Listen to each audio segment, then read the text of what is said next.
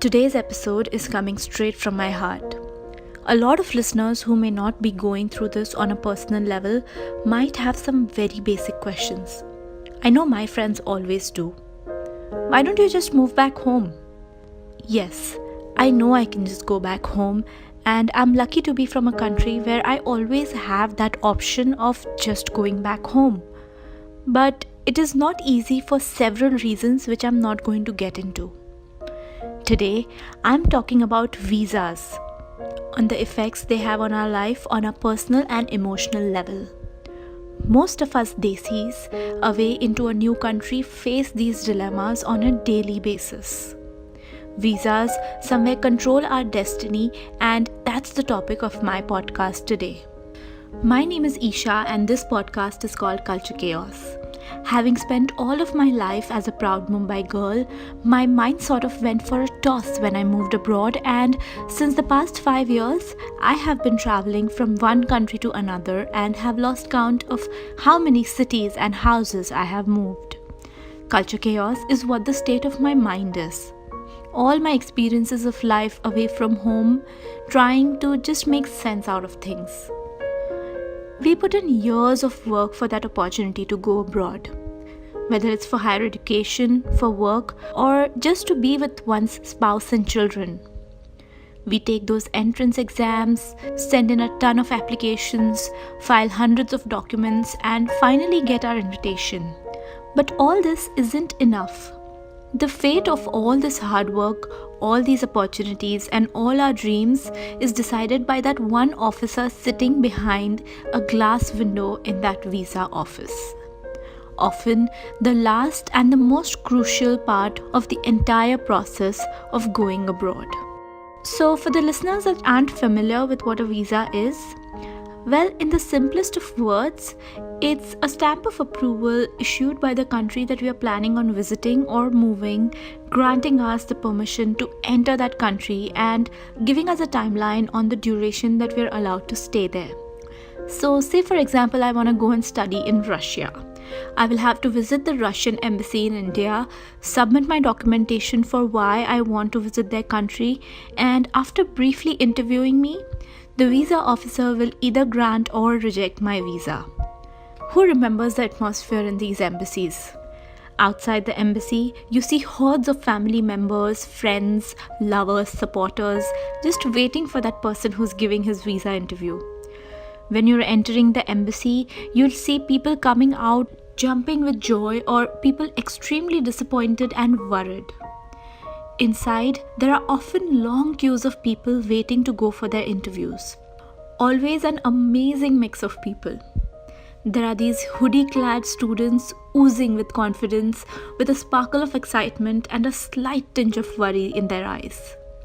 Then, there are professionals and business people. Since they're grown-ups, they're obviously more worried and scared because maybe the more we grow up, the less open we become to the jokes that life plays on us. Then there are brides.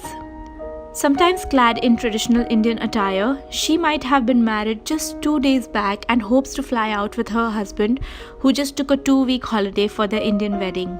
Or maybe she hasn't met her husband for over 2 years and is hoping to finally get reunited with him.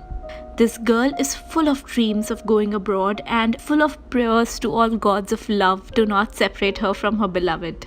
She's often clueless about what's coming. Then there are parents, slightly old and extremely nervous. These parents are hoping to visit their children in foreign countries, probably even assist in the birth of grandchildren. Most of them are seeing their kid after years.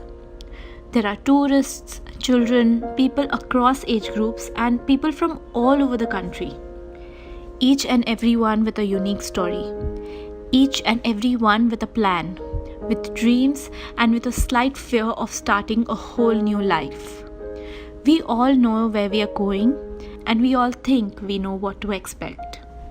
If the interview goes well, we get on the plane.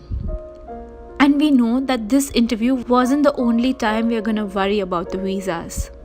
It is something that is going to haunt us at least for the coming decade, if not longer. Whenever I dare to discuss this topic, I'm often shut down saying, "Oh, first world problems."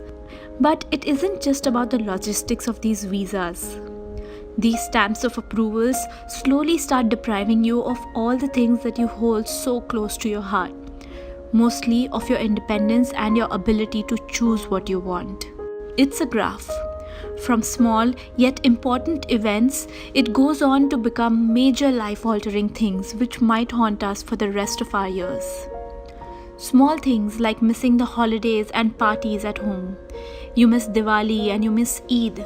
You start missing family events, the milestones. This year, I'll miss my sister's graduation. Last year, I missed my best friend's wedding. And there are so many such things that we cannot be a part of. Then slowly, it becomes tougher and gets more painful. Our fears start coming alive. You miss being there for your aging parents. Fathers miss the birth of their babies.